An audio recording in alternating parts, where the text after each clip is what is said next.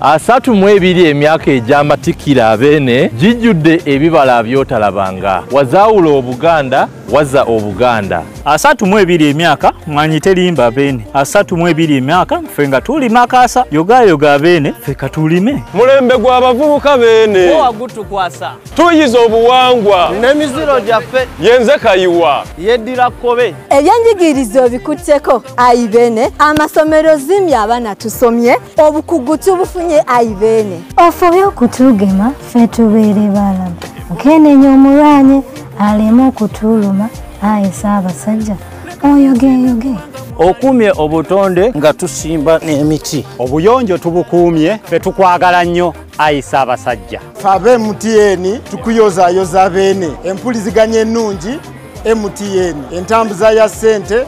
mobile money. Okuba awamu ffenna ye Buganda ku ntikko. Wangaala bufukunya ffe tukwagala nnyo.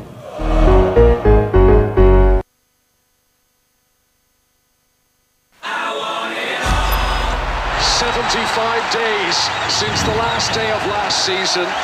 we are ready to do it all again. Phil Foden is having the season of his life. Brilliant! Just brilliant! That is quite something! Get all the football on DStv Compact for only 110,000 shillings per month.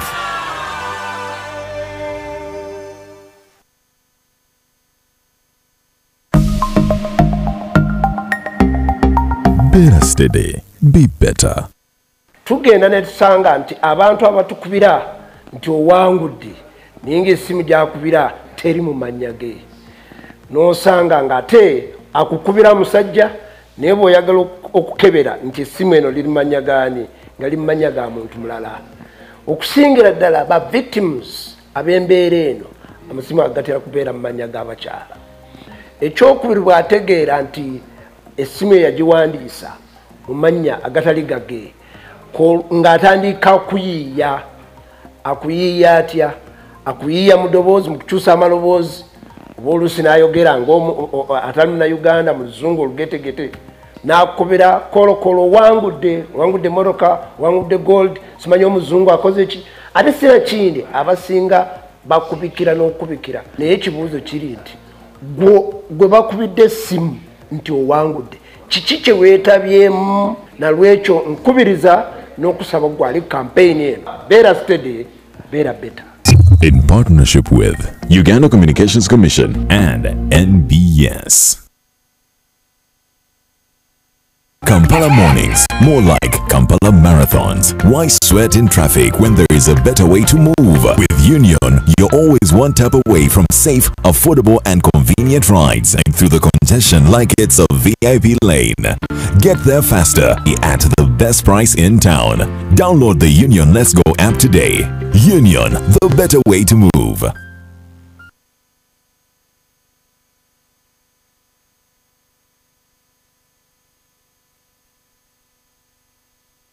Endwadde zituzimbako akayumba lwa butazizuula. Tandika leero okwekebejja omubiri gwo gwonna ozuule ebikwataganya. Jedrin Health Service Center awo batunudde era ly'essira lye baliko kwekebejja na kuzuula ndwadde zitawanya mubiri gwo. Oluvannyuma ne bajjanjaba kye bategedde. Balina ebyuma eby'omulembe ebyekebejja omwo omutima gukuba gutya, omugongo, amagumba go gali mu sheepu ntuufu. Bakusonseka mu kyuma omamu ng'otegedde buli kimu. Olwo n'ojjanjabibwa nga bakozesa eddagala ly'obutonde. Bino la byuma ate n'ababikozesa bakafulu. Baakuguka mu kwekebejja emibiri gyaffe nga tokoseddwa wadde n'akamu. Jangu olwaleero ebyuma bikutajule anti omubiri kye gwetaaga. Jedrin Health Service Center asangibwa Namuŋŋoona okuliraana essundiro ly'amafuta erya Tosha ku luguudo Lima. Essimu 0770 78 11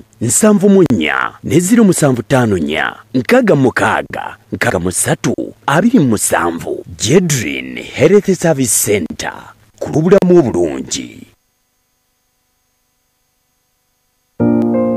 What does it take to own your moment?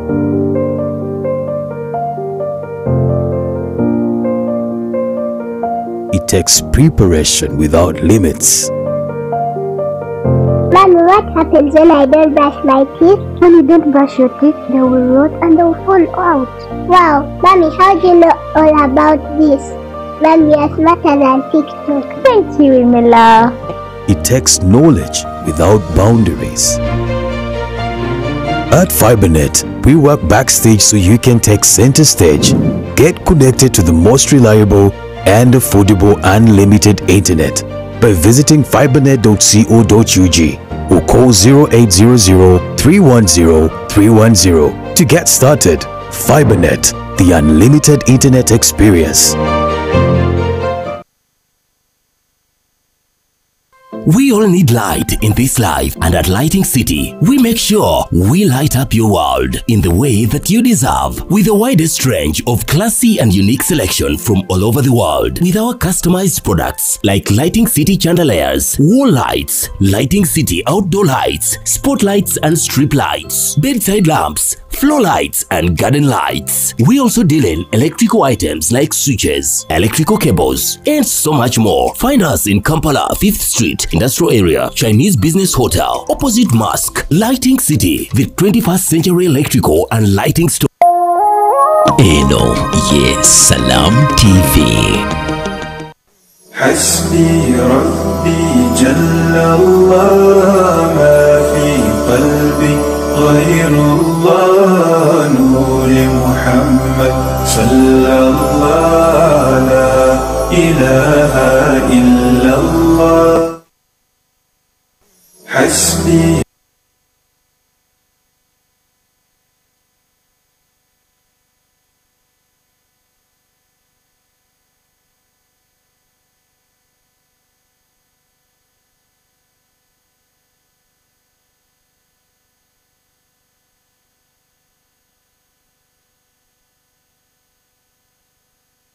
Bwofuna enniya okola hijja ne wumula lowooza ku kimu Tawakal Travel bano bakenkufu mu bino okutambuza obulungi wano n'eri Antinyonyi 5 star okusula obulungi okutambuza abakadde n'abaliko obulemu kitundu ku bo abaana b'amasomero bana bizinesi kw'ossa n'abakungu family holiday package bano bakozesa emikolo mu nkola ya nabbi entuufu Tawakal Travel bagaba visa n'okugobera ku tiketi y'ennyonyi yonna gye weetaaga basomesa wamu n'okansolinga abali mbuzibu beine kati akadinisa tekakusibira ebweru Tawakal Travel basangibwa wansi wa paaka enkadde Ben Kiwonuka Street ku magoba akeedi omwaliro ogwokubiri awo ku muzikiti wennyini essimu 070910 oba 0772 0759458 oba kuba 0758 Muwali Mayambala, Dr. Chikambi, Seka Sebaggala, ne Dr. Uzaima, Tawakal Travel. Abo bibana bamwe.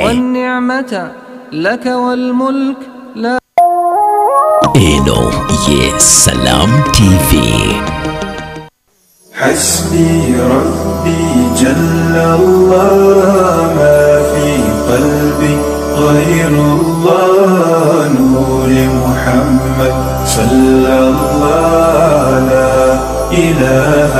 إلا الله. الحمد لله رب العالمين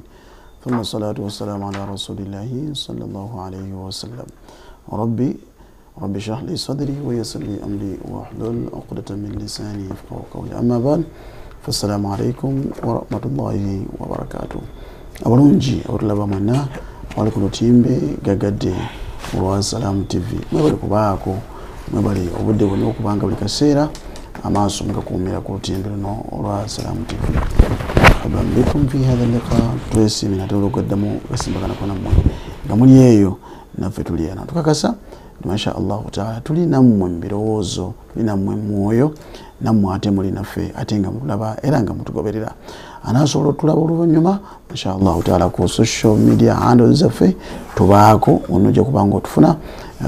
program ya Folutindo Salam TV jegera ku kibanja kya Google jangu onoonya Salam TV noonya program Lutindo je kubanga otulaba oba aga otulaba mubashir ngoyaga tulaba tutambula fenna Afro Mobile as usual Afro Mobile so kubanga otufuna bi idhni jalla wa ala program Lutindo eyo yogeza abantu obwama ate nno olwokubiri lusukka ne lugamba nti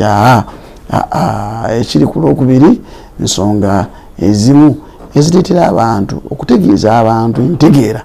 oluusi ng'ate yawukana ku yaabwe oluusi n'abantu ne batandika okubanga batandika okuyombagana okuvumaŋŋana banibagana naye baseekawo kimutuula wamu.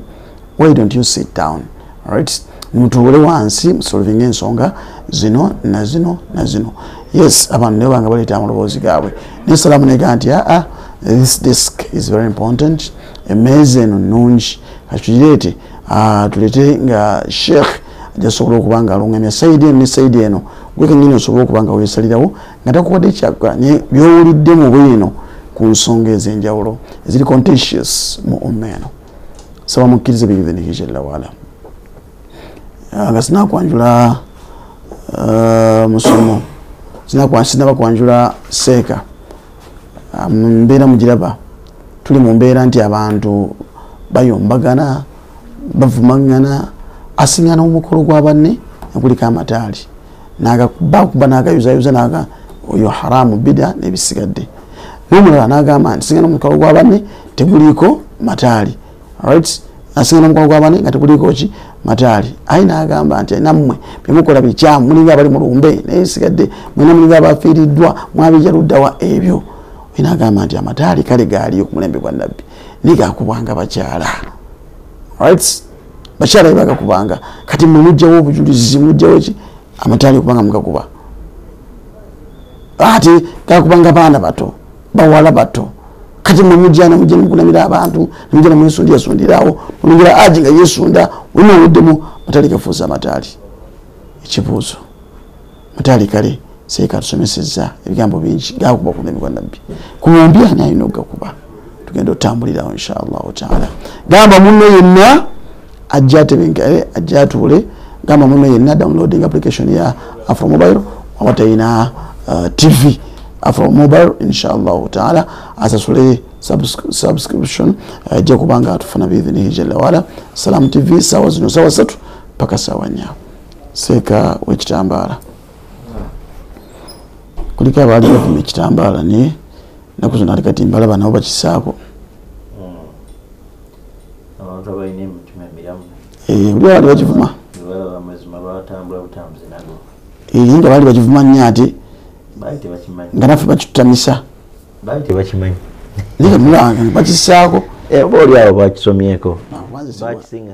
esiri wakitambaala esiri wakitambaala sunno gyewakanye bwotyo sunno gyewakanye bwotyo nemukusunna sunna za nabbi sallallahu alaihi wasallam ng'akisaako watyo mu nyambala ye sallallahu alaihi wasallam yateekanga wano ekitambaala oba yakyambalanga mu bulago bw'ati tusigale nga sunna tukyakendeeza ku ngoye era nga nange bwenkendeezaako eka tusigale nga tukyakuza sunna eno era nakyo alhamdulillah mungu aleeta mpalampala olyakulengera neeri agamba nti alhamdulillah mungu aleese nange naalera okutuuka Allah aliyobaraka amina olyakulengera nti sunna nabbi tugizanyirako olyakulengedde n'atali musiraamu agamba nti sunna ya nabbi sallallahu alaihi wasallam kakati tuyambako n'okuntegeeza neno sunna ya nabbi yeetaaga bali abaali bakivuma baba bakyogerera ennyo mungu agenda bibalaga balina emitima emiramu bajja ne tutambula kati kuliko abaala bolansinga olubino ebitambala bino ebizingezinge bino bya gurini biki ebyo byate kati kubonani mutuufu ono wawano ono omumbulago oba ono wawano omuntu akizingirira byonna bituufu byonna abiyambadde byonna n'abimalayo yasinga okubeera ku sunna kubanga nabbi sallallahu alaihi wasallam yasibanga ku muntu kye bayitanga al imama buddayo mu kutubu dalail okutubu siyar wal maghazi bebikulaga obulamu bwa nabbi Muhammad sallallahu alaihi wasallam butya bwe yawangaala butya bwe yayambala butya bwe yafaanana mu nyambala ye sallallahu alaihi wasallam yayambalanga ekitambaala ekyoku mutwe kyeyasibanga ku mutwe kyebayitanga al imama n'abeera n'ekitambaala kyeyasuulanga ku kibegabega kye oba kyeyayambalanga mu bulago bwe kyebayita al burda. Then ebitambaala ebyo bibiri ekyomubulago bwe burda febuda tumalize Nabi Muhammad buno butabo buno busumira era sibuko ya birthday y'ekitabo kitambala Nabi sallallahu alaihi wasallam etia al-Imam Muhammad ibn Sa'id al-Busayri alayhi rahmatullah biyalaba mukama fi Nabi Muhammad sallallahu alaihi wasallam Busayri yalaba ku Nabi hati yasika na yagamba man ra'ani fil manami faqad ra'ani yaqda wa fi riwaya man ra'ani fil manami faqad ra'ani haqqan yaganti omuntu andaba nga yebase amandabidde ddala ngatunula nabbi yagamba riwaya ya hadithi eyo omuntu andaba mutulo abandabidde ddala shaitani la yatamathalu bi tenzanyira mu kifaananyi kyange idhan nabbi sallallahu alaihi wasallam buli amulota abamulabidde ddala sallallahu alaihi wasallam awolero suku nabbi yange ne nabbi bikyali awo nja kubuulira inshallah olwo suku nabbi tomusalira nja sallallahu alaihi wasallam nja kubuulira nyina kuweddewa bweyagala omulota gyolina okusala mungu namukulaga alota ku nabbi nja mukujja kubuulira yange ne nabbi soko biri tugambe صلى الله عليه وسلم اللهم ربنا املأ قلوبنا بمحبة سيدنا رسولك صلى الله عليه وسلم سبع الله جزيه فوق في وقال النبي محمد صلى الله عليه وسلم إذا النبي صلى الله عليه وسلم وعمله كوي كإمام البصيري مشيرو nga imamu ayina obulwadde bw'olukuku nabbi yambika ekitambala kye kiyitibwa burda ng'ali mu kirooto agenda okuzuukuka nga Allah subhanahu wa ta'ala olukuku walumuwonyeza nga n'ekitambala kye nabbi kyamuwadde mu kirooto weekirya kirina alumonyeza mu kirooto ngera mu kirooto yalabye nga awonye naye nga tanakuwona mu bulamu yali awonedde ddala mu bulamu ng'awonedde ddala omubiri gwonna Allah subhanahu wa ta'ala aguwonyeza ekyokubiri ekitambala nabbi kiyamuwa sallallahu alaihi wasallam mu kirooto agenda okuzuukuka okudda engulu ng'akirina tekyakoma mu kirooto byogera bituufu bitabo bwebiri Imaamu Ibn Hajar al-Haytami alayhi rahmatullah ekyafaayo ekyo weera sharaha burda Imaamu Muhammad Haytami ne Bukhari ani asooka Imaamu al-Bukhari yasooka wabyasabiri ne Imaamu Busiri wakyasa kya musanvu wakyasa Imaamu al-Bukhari wakyasa kya kusatu ndowooza ate ngenda kugamba ndi mu Bukhari ebiri naye amanya abajja awo bakakasa obutuufu bwa kiso eyo era ne bajyogera mu bitabo byabwe bingi nebanga kiswa tugyesembesa n'okutuusa olwaleero oba oliawo n'okujjumiza abantu okubongera amaanyi n'okubalaga nti burda amalu mujarrab mugumu ku mirimu egigezeseddwa nga abagisoma n'ebigendererwa Allah subhanahu wa ta'ala bituukiriza. Naam, alhamdulillah. Naam, tuyanziike abantu nababuuzaako. Alhamdulillah wa sallallahu ta'ala ala sayyidina Muhammadin wa ala alihi wa sahbihi wa man walahu amma ba'd. Sheikh Mayambala bwatyo ntandikireyo mu giya naye saba Allah subhanahu wa ta'ala omulungi atuwe mulungi kubanga mmanyi era gyatandikira ffe tusinga okufunamu. Tumutenda Allah tabaraka wa ta'ala n'amatenda amalungi amajjuvu mu bujjuvu bwago. Musaba Allah subhanahu wa ta'ala asebyengerayo okusasira n'emirembe ku mukwano gwaffe omusomesa waffe w'ekitiibwa mukama waffe Nabi Muhammad sallallahu alayhi wa sallam. Abalungi munzikirize nange namira omwoyo gwange n'ejammwe okutya Allah tabaraka wa ta'ala fahiya wasiyatullahi ilayna wa ila jami'i khalqihi. Banange ekyo Allah kyatulamira. Allah twagaza kumutya, Allah twagaza musosowaza, Allah twagaza mukulembeza mu bikolwa byaffe, mirimu gyaffe, mu byonna byaffe. Bonna batambudde bwetutyo tujja musinkana yawmal qiyama nga Allah subhanahu wa ta'ala musimu kufenna. Naam, Sheikh Mayambala. Namaliza omusungu w'amataali. Tujja kuleeta musungu wa kalaadi. Kakano kalina. Mukulu wetaaga tuguleeterago inshallah. Nze wendi ate mbuzeewo. Sikakwata. Oliawo tuna akasomeso javawo kakwata inshallah. Amataali ku mulembe gwa Nabi Muhammad sallallahu alayhi wasallam. Abataka kuba olwaleero bagamba tugamba nti amataali gakubanga bakyala mugakuba olwaleero bakalifa gakuba bonna baki basajja abamu n'obalengera nga bakazi babone aga bafuuwa sikira mu bakyala bituufu ebyo. Nasalullah ta'ala al-afwa wal afiya. Babone haga tubiraba sibiraba gemazima sibiraba ubirawa sibiraba munange musobola okumbulira nti byaliko wano abagagana ensonga ziboogera zeezo temamuna kwawula wakati w'abasajja n'abakyala nibajja nebeta ikawa mungu bonna kije ttaali bakola ki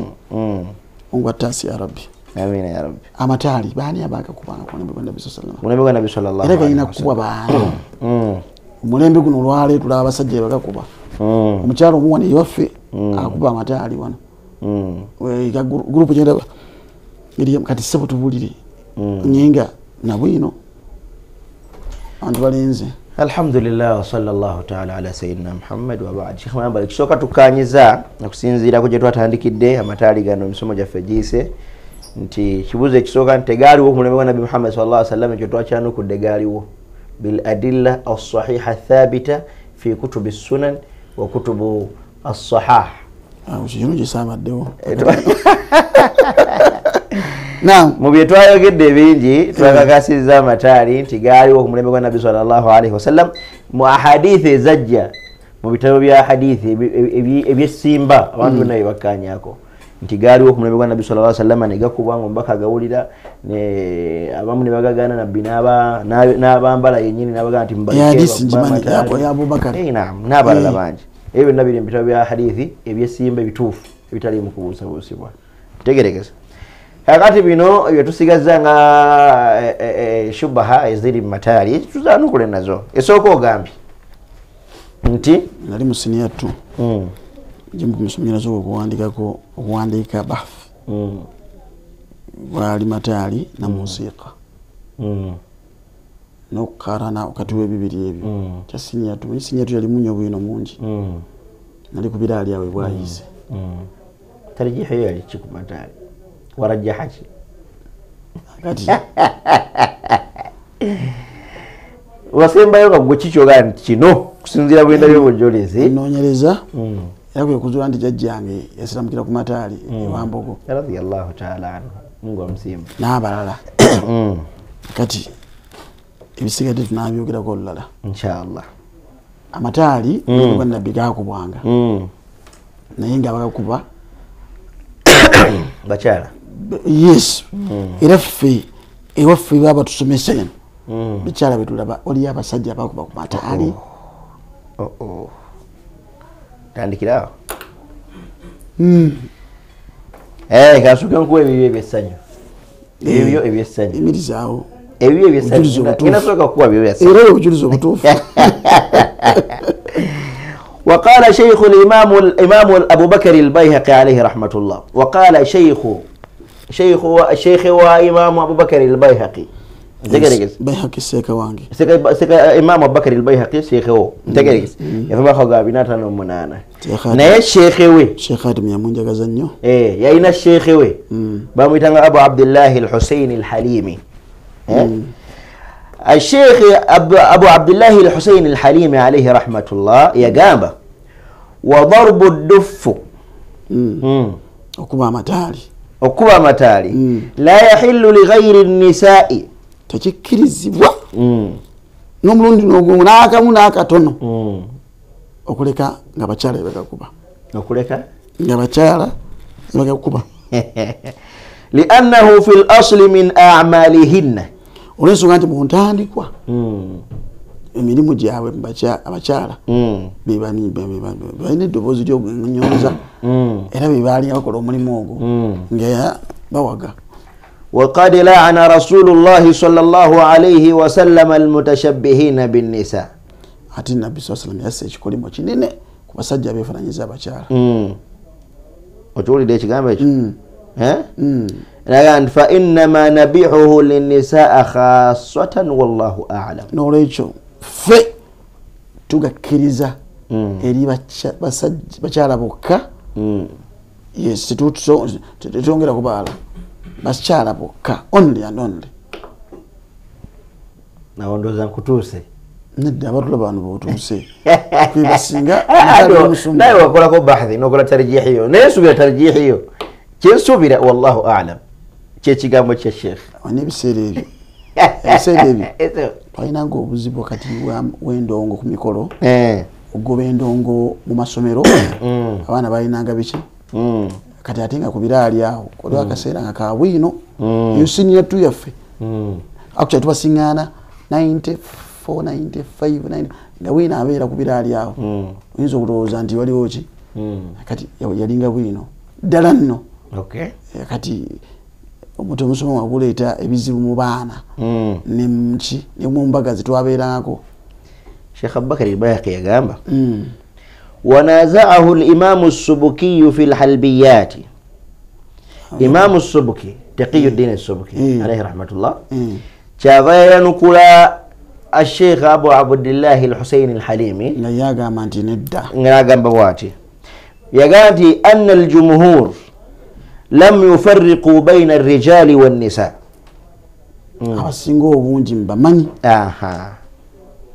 bote bayawula kyamatali gayina kuba basajja oba bakyala. فتفريق الشيخ الحليم بينهما ضعيف. nolekyo obujulizi bwa seeka bwaleese seeka wa Bayhaqi bwaleese bunafu ku nsonga eyo. والأصل اشتراك الذكور والإناث في الأحكام إلا ما ورد الشرع فيه بالفرقة ولم يرد هنا. يا جماعة انت والأصل اشتراك الذكور والإناث انسبكو يا متيكا قلنا قاقت abasajja n'abaki n'abakyala إلا ما ورد الشرع فيه بالفرقة ولم يرد هنا. يقول okujjako sharia bwe yajja ng'eraze nti bino byabakyala byokka ate wano mu hadithi tekyajja. omantegerekisa walaysa dhalika mimma yakhtassu binnisa. ekyo tekiri mu ebyo byokka ebyajja nga byabakyala byokka okugamba nti liyuqal yahrumu ala rijal atashabbuhu bihinna. okugamba nti kiziyizibwa abasajja okwefaananyiriza abakyala fafihi nabihuhu ala al-umum. aga sheikh okusinzira ku hadithi yajja nga gye tugenda ogisoma wansi wano amataye tugakkiriza abantu bonna abasajja n'abakyala. waqad jaa fi qawlihi sallallahu alayhi wasallam hadithi yajja mu kigambo kya mukama waffe nabbi Muhammad sallallahu alayhi wasallam fima awradahu al-imam at-Tirmidhi fi sunanihi. hadithi ridawa kya Imam at-Tirmidhi mu sunaniye ngeri ku namba ya 1089 أنه صلى الله عليه وسلم قال أمبك محمد صلى الله عليه وسلم يقام أعلنوا النكاح واضربوا عليه بالدف. شيخ ما ينبرا langirira okuwasa era mbamule ku mikolo egyo mukuba amataali mukube ettaali mukube amataali ntegeregese. idhan nagamba sheikhe wano faqawluhu idribu kigambo kyogamba nti mukube ekya nabbi sallallahu alayhi wasallam falwawu lijam'i almudhakkari salimi mu nahawu olulimi olwarabu tuleeta nti waawo eno egatta abasajja n'abakyala ntegeregese. walau kana alqasdu faqat linnisa. kiba kubanga baali bagenderera bakyala bokka basajja bakyala bokka laqala sallallahu alayhi wasallam nabbi yandigambye wadribna alayhi biddufi. n'ayawulira ddala yandigambye ekigambo ekyo nga wekyogedde ng'aleese ennuuni eyo eraga nti kati g'abakyala bokka ntegeregese. fahadha dhahirun fi ljawazi lirrijali wallahu taala alam. okusinzira ku lulimi olwarabu mulimu obujulizi obweyoleka mu bigambo bya nabbi Muhammad sallallahu alayhi wasallam nga biragira ddala nti amataali gakkirizibwa ku basajja n'abakyala. Allah yasinga okumanya ebisingakaawo. idhan g'abasajja g'abakyala yogobo bisoma kati tusomero n'alulaba yawulirize ani alina kuba amataali musajja oba mukyala. yes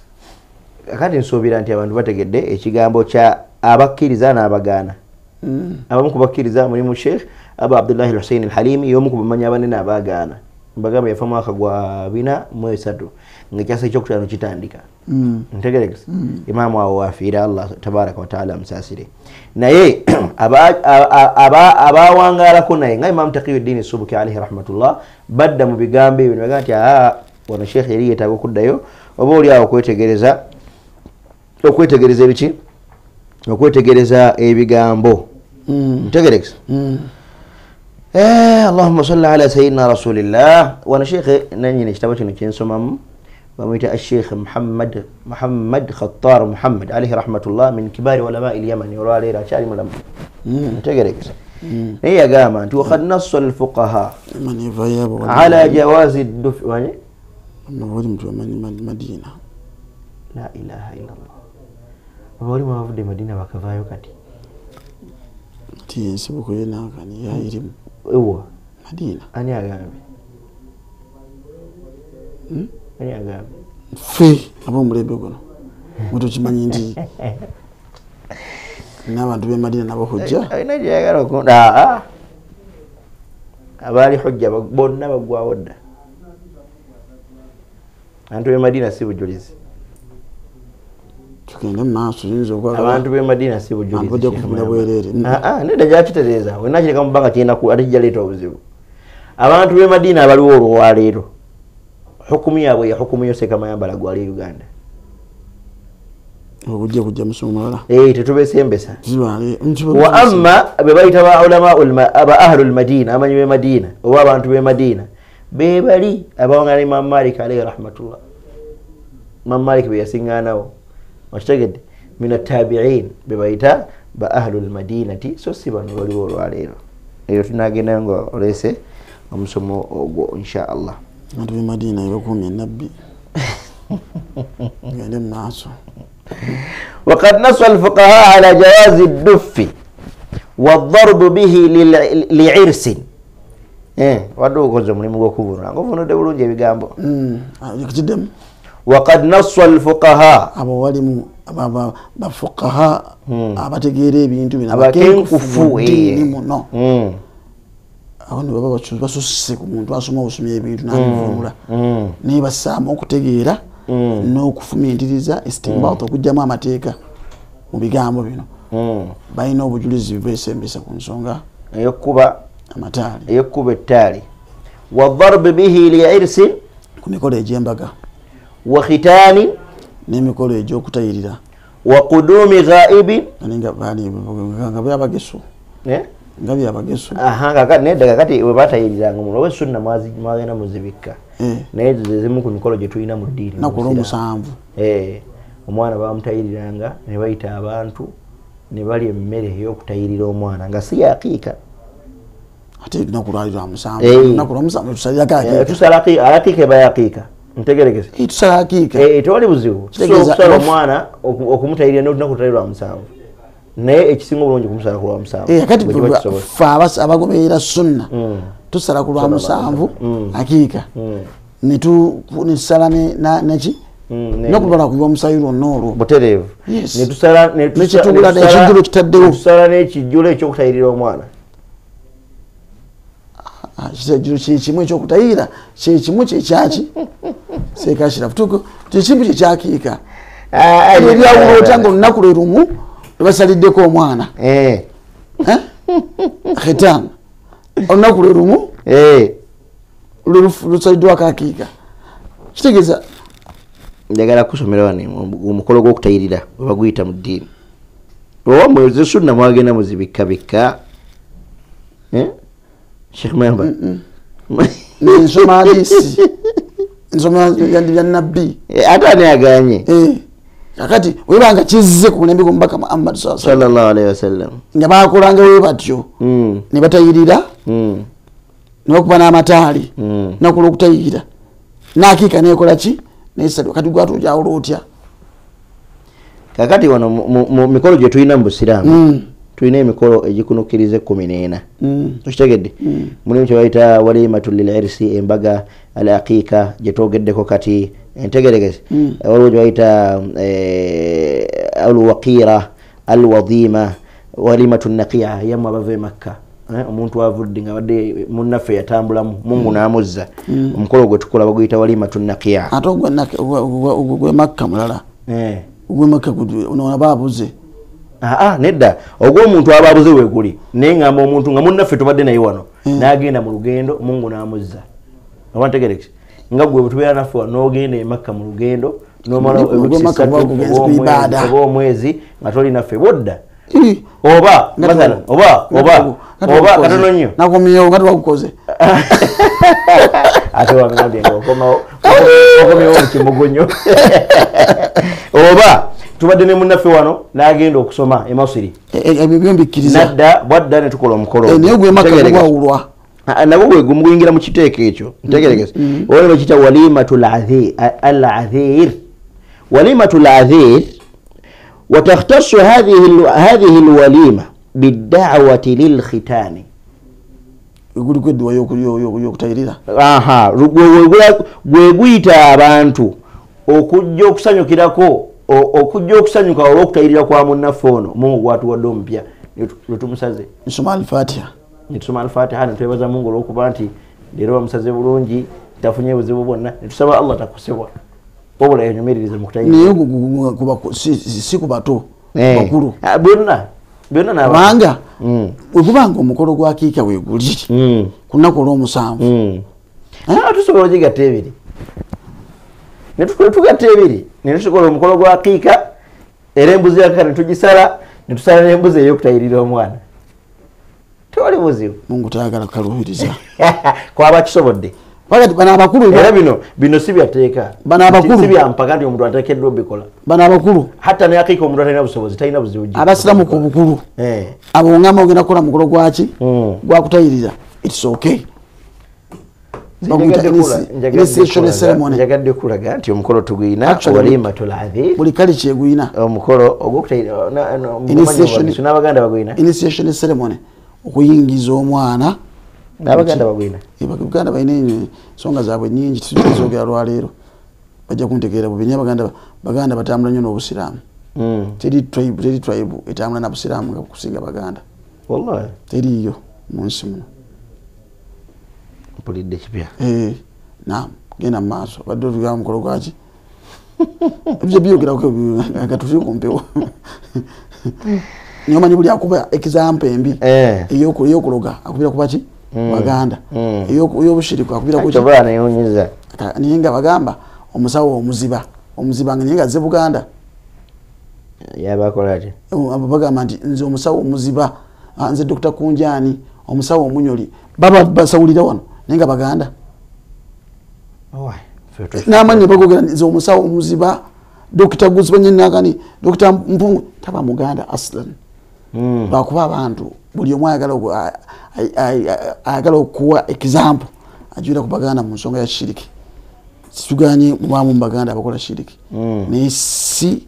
kyetika si tribe ate esinga okukola shiriki kubanga buli basawo bonna wano betuyina abaloga abalutaba abasaddaako emitwe gy'abantu n'ebisigadde teri muganda niyo bamanyi n'okugamba wadhakara Sheikh Abdurrauf al-Munawi abadde okyalina mati mikolo giri gyonna ngikutemereza hadisi erina waliwo abadde osoma mikolo tugambe lilkhitan okutayirira wa qudumi ghaibin n'okwaniriza munnaffe abadde abuze kati buli omukolo badde oyogera omuntu abuze ekituufu waliwo ne munnaffe gwe tubadde naye nga tabuze nga yagenda tumanyiyo naye era atukakasa abadde seefu naye olwokuba tabadde naffe ne tumwaniriza omukolo wano mu Buganda bakolanga omukolo ng'omwana azaayuse kwayita okuzaawa yagenda n'abula n'amala ebbanga takola ki ababuze ku maaso balowooza nti yakola ki oluusi ne bassaako n'omusika bakolanga n'ennyimbe ne bassaako n'omusika baba bali awo wayise emyaka 7 10 20 nga gundi akoze eki n'agamba bannange nakanaka yono yennyini nga yakulakula dda yalina akantu wano yegwe yennyini yono nabakola mukolo ogwokuzaawa gwegwo egyo emikolo gye bakolanga gya nsonga wafil walima wafil wilada olabye bikwatagana n'abasiraamu wafil wilada ne mu kuzaalira lunaku olw'okuzaala wafil eid ne tuzadde nawe tukola omukolo tuzadde lwennyini tukola omukolo era n'abaganda bakiina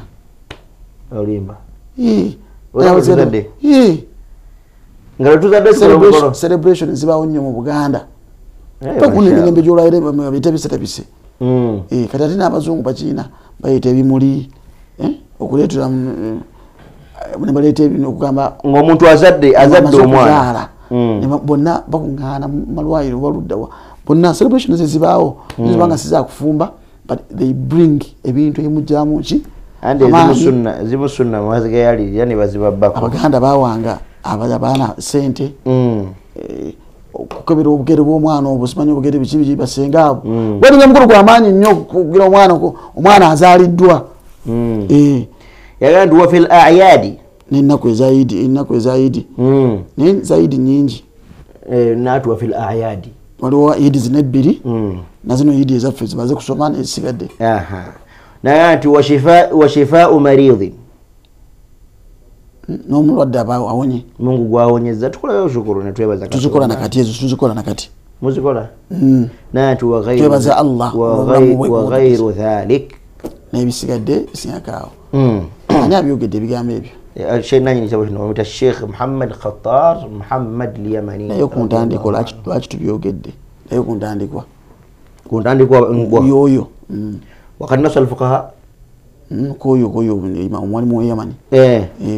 ati manje yakulaga amataali gakubwa mikology nekirala naye nakinjaga kusembyayo ono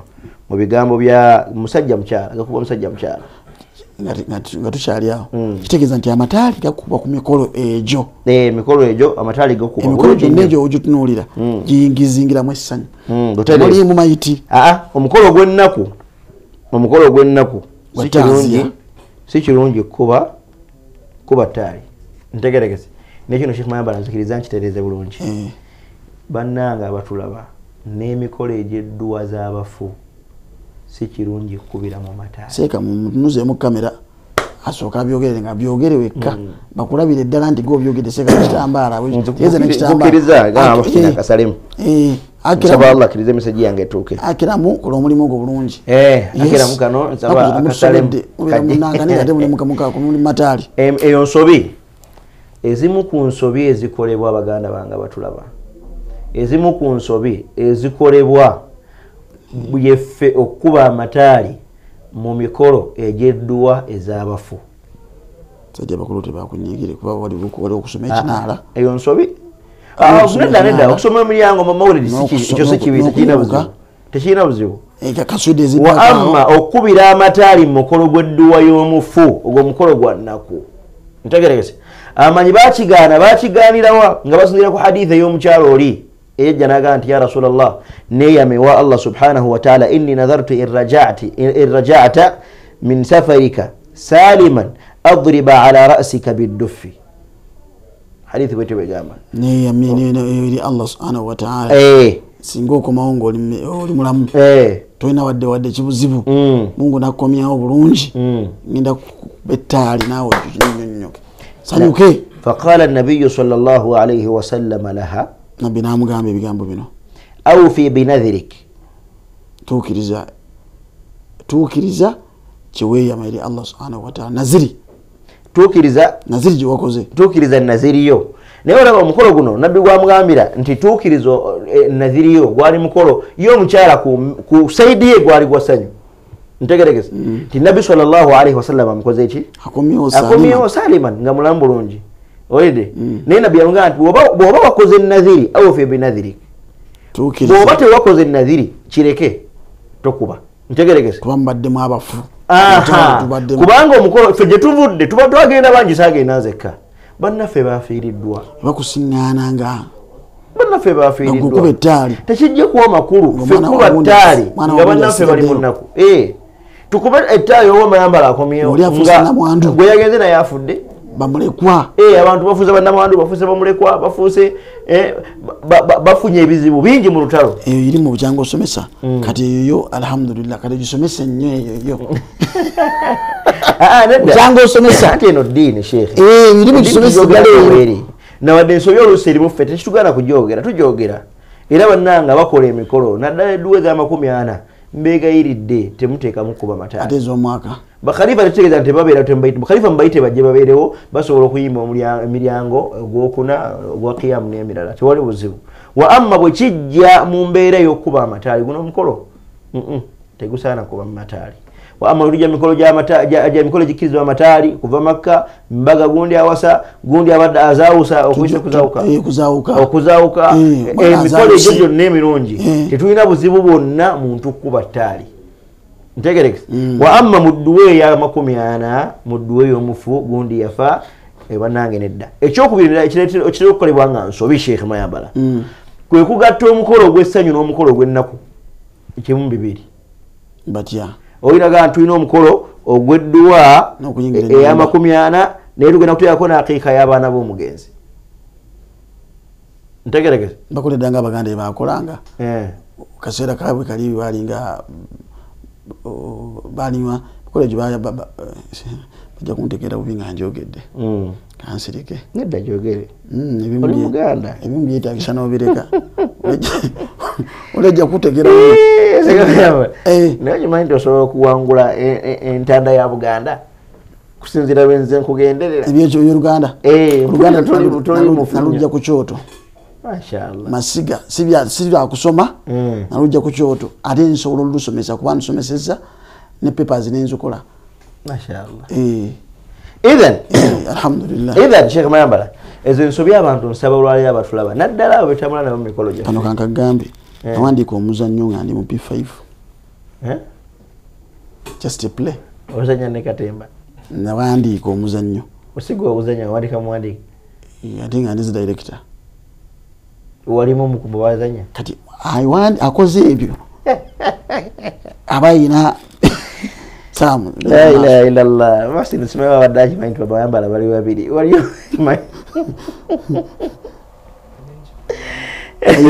knowledge waliyo Mayambala ono gwe tulina olwaleero oli Mayambala oli omukadde yali w'amaanyi mbiseere anti waliwo erimu laduni erimu ene ya sharia ya Musa mashallah kati erimu ya sharia ya Musa eyo eri egedde Idhan Sheikhana yes tugambye nti emikolo egy'ennaku si kirungi kubira mu mataali ensonga ezogedde bulungi wabula emikolo egy'essanyu tewali buzibu bwonna ensonga y'okubiri ogedde yaki okuba amataali ensonga y'okubiri okugatta emikolo egy'essanyu n'emikolo egy'ennaku mu mukolo ogumu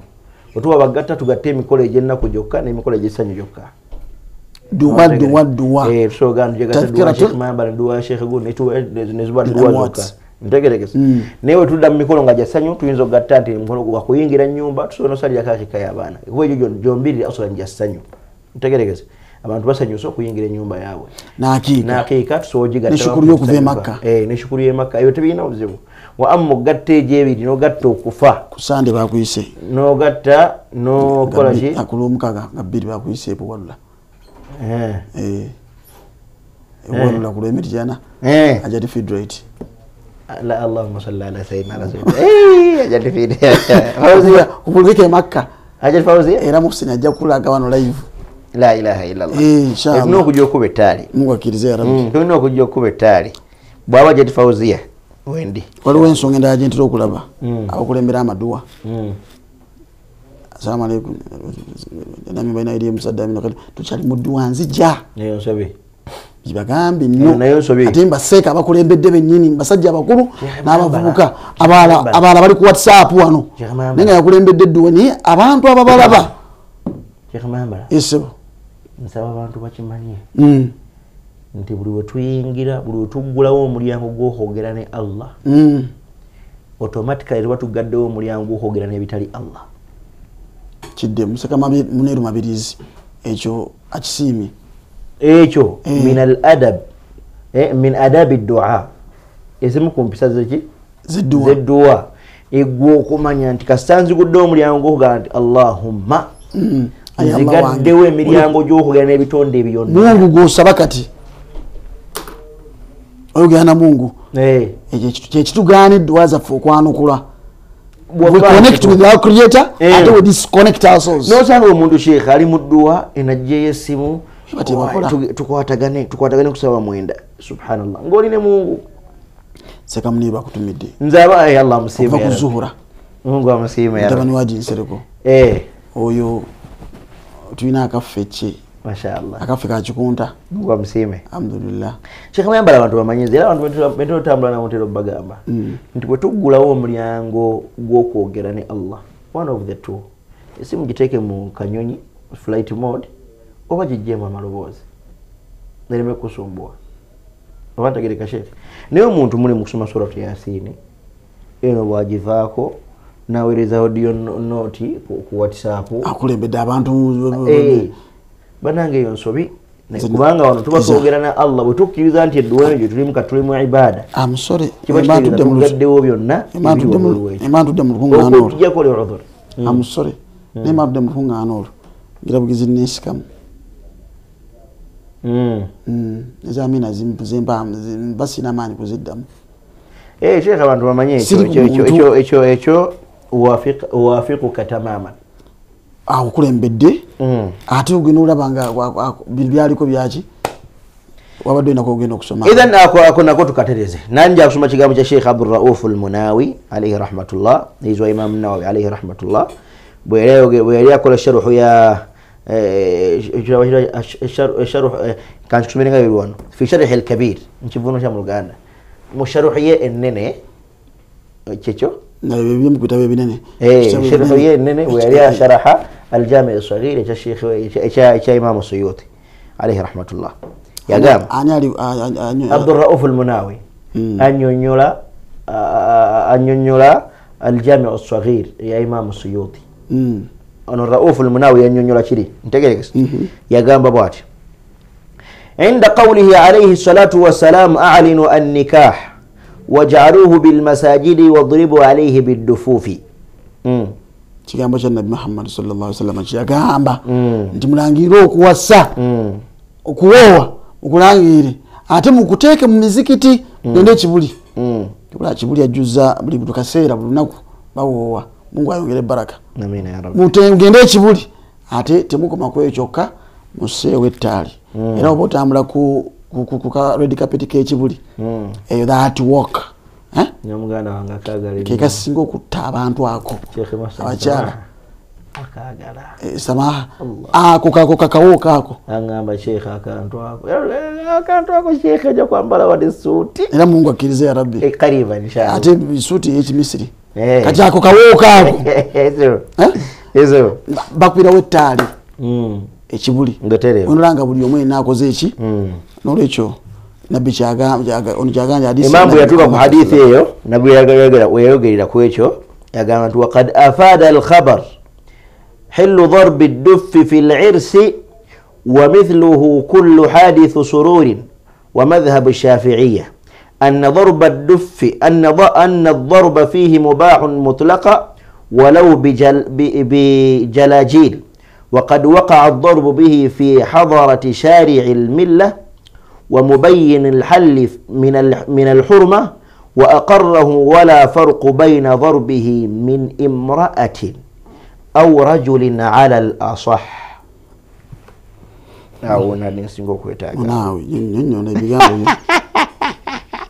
شيخ ما ينبغي nyine bigambo shekati mkwali akulaba wado mesezoro lemi shekati mwakulaba shekati malamsimi neseka sensongolo yantuma Ibn Kathir neseka songolo awasuwa nnyo butakusomesa ako nali mmanyiya nerabira naye twasinkane bwayise lumu ku hafula nandaba nanga ya Ibn Kathir jeri era shekhana jeri nga bbiri era bwayise Allah kize ya rabbi nga bbiri guno gonyini ero mukaga nono Mungu akirize ya rabbi bonna byo fauziya nga tujja tena jakuba biwedde ndowooza bijja biwedde budde bwe bonna kumacha bonna bakumacha nasallallahu salamata bila byaffe tubikola kumacha tujja kutetenkanya manyire tulisobola kulemererwa nga ndi nawe Mungu akirize ya rabbi wenva nawe manyire tusobola kulemererwa nnyole ebigambo seeka obudde abatalemererwa mubufunze ebigambo sheikhe yagamba nti sharia yajja n'ennyonnyola okusinziira ku hadithi eyo nga bwefaanana nti amataali gakkirizibwa okukubibwa mu mbaga n'emikolo gyonna egy'essanyu ntegerekese era naga nti sharia bwe yamala okunnyonnyola ekyo wa aqarrahu wala farqu baina darbihi era naga nti sharia yakikkaatiriza neeraga nti tewaliwo njawulo mu kkuba amataali nga gakubibwa min imra'atin nga gakubibwa mukyala au rajulin oba musajja tewaliwo njawulo ala al asahhu kama yabala bonora nawe ala al asah obujulizi obutuufu bulaga nti waliwo njawulo wakati w'okkuba kw'abakyala amataali n'okkuba kw'abasajja amaki amataali nolwekyo obujulizi obutuufu kitegeeza nti kikkirizibwa abasajja n'abakyala bonna okuba amataali bakigolooba bakube babwete bakube muzeeyi Khalifa Mukasa akube awulidde mukadde waffe Khalifa Kyeyune Khalifa Khalidi Khalifa Hudu bakube Khalifa Lwanga bakube amataali wone Khalifa tyo omukyalo w'ebbombo akube tewali buzibu waliwo Khalifa tu waffe Khalifa tu wa Uganda akube bonna bakube Khalifa tu wa Uganda waliwo Khalifa tu wa Uganda Jimmy amataali nawe bizibu ekigambo Khalifa kyavaawa tujja kukyaza wano kuwa amataali actually twetaaga kyaze kuwa amataali olwokubya olujja simanyi bakwe bali tujje tukyazeeyo ogenda kyazayo kuwa amataali omuwa inshallah nze gwona ntoma bonna kasa mukama wange anakkiriza producer kyaze kuwa amataali wano omu atubuulire ekigambo ekyo kyavaawa ekyo bwa Khalifa inshallah baffe kikkirizibwa nikuba mbadde mmanyi Khalifa mu Uganda manyi Khalifa omu yekka Sheikh Khatim Nomani Wamala al Khalifa naye akuba amataali owa Khalifa bwe bwayirimu mashallah nabuvunanyizibwa Mungu amutuwagalize Sheikh waffe Mungu akkirize ya Rabbi amutuwangalize seka tubuze eddakiika emu yokka eddakiika emu yokka tumalirize funa engeri gy'okolamu closing remarks ku musomo gw'olwaleero kwani akuba amataali musajja oba mukyala okusinziira ku bye twogedde olunaku olwaleero alhamdulillah wa sallallahu ta'ala ala sayyidina Muhammadin wa ala alihi wa sahbihi wa sallim abalungi njagala kufundikira bwenti eri mwenna abatulaba obujulizi bwe twayogera twalaga nti amataali gakkirizibwa okuba era olwaleero mu bye twogedde ntulaga nti abamanyi ridwanullahi alayhim baagaziwa ekigambo kwawukana si kyampisa kusinziira kwa manyi bagamba batuga Sheikh of yatuga nti si kirungi ganti amanyi bayawukana amanyi baagaziwa mu nsonga y'amataali amu ne bagamba nti amataali gakubwa abasajja bagamba nti gakubwa abakyala bokka nga bwe tunnyonnyodde abagamba nti gakubwa abakyala bokka mulimu Sheikh wa Imam Abu Bakr al-Bayhaqi gwe bayitanga al-Imam al-Halimi yagamba nti gakkirizibwa ku basajja gakkirizibwa ku bakyala bokka wa amma al-Imam Taqiyuddin Subki alayhi rahmatullah nabanga yamwanukula mu nnyanukula etebenkeza emitima gy'abasomi bayirimu bonna oba ntegeregeze era amaliriza bagamba nti ekyo kyekyali ekigambo kya jumuhur kyamanya basinga obungi nti amataali gakubwa abasajja gakubwa n'abakyala omulungi atulaba njagala okufundikira nga nkusaba ekitebenkeza omutima gwo ebeere irimu gwe olaba nga ilmu eya Imam Abu Abdillahi al-Husayn al-Halimi Sheikh wa Imam al-Bayhaqi yekutebenkeza nti abasajja tebakuba genda n'ekyo tewali buzibu bwonna naye abakkiririza mu kigambo ekigamba n'abasajja bakuba tobanyiigira sigala nga abantu abo bawe ekitiibwa kubanga nabo balina endaba eriko abanene mu kisaawe kyayirimu nsuubire nti ntegerekese abangi be bana bagamba nti n'abasajja bakuba ye qawlu ya jumuhur ate nga kimanyikiddwa ku bayizi bayirimu bwe tusiŋŋaana ekigambo nga kiriko abamanyi abasinga obungi ebyo ebeera mayiru yaffe ebeera gyetweyiwa ffenna nga tutambudde naabo okuba bamanyi abasinga obungi maliriza mbategeeza ninze ekigambo kyange kyendiko era kyendaba nga kyekituufu wallahu taala a'la wa a'lam shariya yaffe teyatugaanako basajja kuba amataali yakkiriza abantu bonna ebbanga ly'omala ng'osobola obusobozi obulina obukuba amataali n'eddoboozi erinyumira abantu okuba ng'ogenda mu maaso n'okuba amataali ago kansuubire ntegeerekese bulungi fima a'lam wallahu taala a'la wa a'lam kyekiri mu byemmanyi Allah subhanahu wa taala yasinga okumanya nze Matovu Ashraf bazanya nengo Assalamu alaikum warahmatullahi wabarakatuh. Sheikh waffe mutabani wammwe Sheikh Ashraf Matovu bazanya nengo nga bagiyite mondo mutabani wa Fandi Sulambaya Yasini Mulindwa ne maama mulungi Hajjati Hajara kyala Natabi omukyala owenge kyabadazaawo maama tubatumidde mwebali kubaako ate mwebali kutuzaayira empologoma ya Umeno Seeka Matovu bazanya nengo tambudde olunaku wetyo olunaku olwaleero kigendero kya puroguramu eno kyakugula bwongo bwo kuwa nti oba waddeyo n'entegeera eno n'eno gyeri tovuma bakola kino balina obujulizi naawe nga woolina obujulizi ku nsonga yo bangi bagamba olunaku olwaleero nti ate tugaana amataali emikolo egy'essanyu ntugifuula nga gyejjuddeko tulinga abali mu ddalasa tukoze eddalasa oleeta baseeka 8 bonna bukadde bubiri kakadde kamitwalo 5 ekikulu si kya ssente naye ekikulu kya byonna kyakuwa eri mu mukolo ogw'embaga ne batambula butambuzi okumba bukumbi kolo gy'embaga girinako ensomesa yaayo mu ddiini tokola guluwu ng'otamwa tokola guluwu mu kwagala ennyo ebyo nabbi yabigaana sallallahu alaihi wasallam twagale nga tusigala tuli wakati wetuti era tutamwe nga tuli wakati wetuti ate kyotamwa ng'okirinako obujulizi naye okutamwa ennyo n'ogenda ennyo no extreme kinabbi yakigaana sallallahu alaihi wasallam oluusi b'oyita abakyamu be batuufu oluusi mu maaso ga Allah subhanahu wa ta'ala ate gwe yeeyita omutuufu oyinza okuba nga ate byoliko bikuteeka mu kinnya kya muliro saba Allah fenna atulage obulungamu era atulage amazima nga mazima ate okukolera ku mazima atulage obulimba nga bulimba atwewaze okukolera ku bulimba sigadde wano ku Salaamu TV nga bulijjo ngenze mu office ya Tawakkal Travels tuli ku Magoba Arcade level 2 ku musikiti awo ku simu 0752 8686 ne 0701 94100 Tawakkal Travels tutwala abantu Makka na Madina twagula wodda ensonga za hijja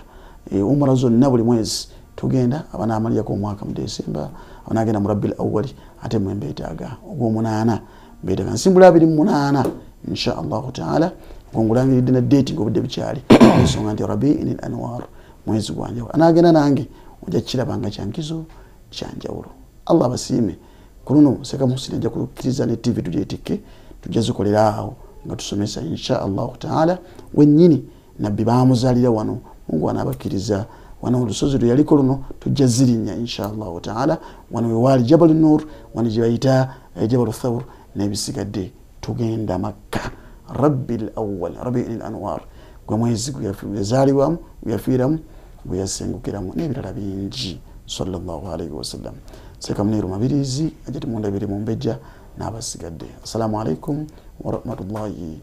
wa barakatuh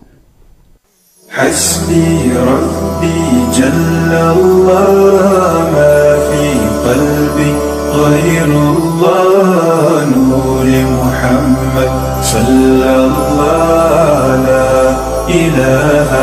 إلا الله